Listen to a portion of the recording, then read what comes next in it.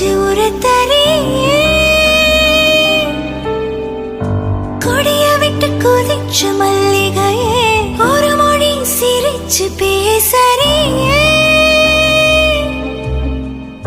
வாய மேல வாய வச்சே வார்த்தைகளை உறிஞ்சு போட்டு விரல வச்சு அழுத்திய கழுத்துல கொளுத்திய வெப்பம் இன்னும் போகல அடியும் போல சிவப்பு இல்ல கணுக்கால் கூட கருப்பு இல்ல நீ தீண்டும் இடம் தித்திக்குமே நீ பாக்கி உடம்பு செய்ய வேண்டும் பாக்கியமே